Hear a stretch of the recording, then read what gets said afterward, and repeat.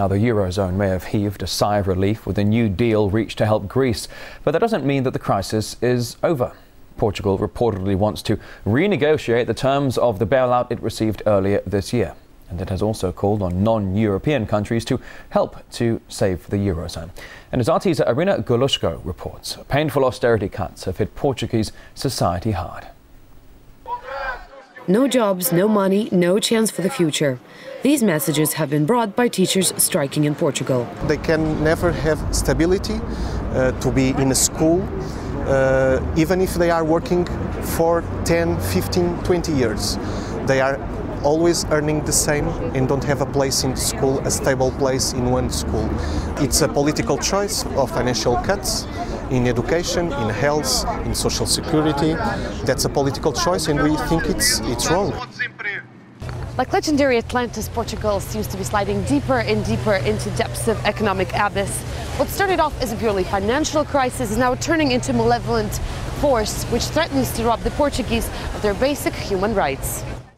Earlier this year, Portugal got an emergency bailout from the EU to deal with its gargantuan debt, the third country to do so after Greece and Ireland. But for some, the €78 billion price tag is too high to pay for the austerity cuts. It goes well beyond the classroom and strikes at some of Portuguese society's fundamental principles, like access to justice.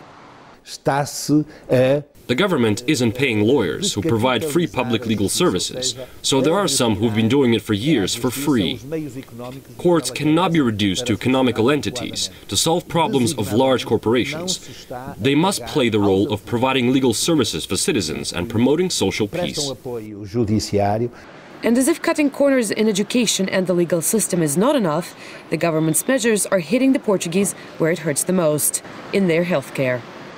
The government tells us what is your capacity, and we say, for instance, 20,000 surgeries per year. The government must finance us to make those surgeries. At the end, there will be lots of people who will suffer a lot more because we know that at the same time, with the cuts, even the public sector will reduce his normal activity.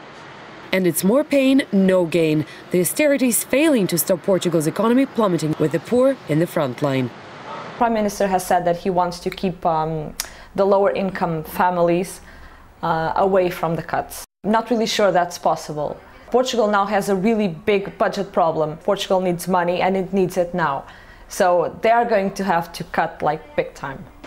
Services slashed, taxes hiked, but Portugal's still on course to have a worse debt ratio than Greece. That's startling enough.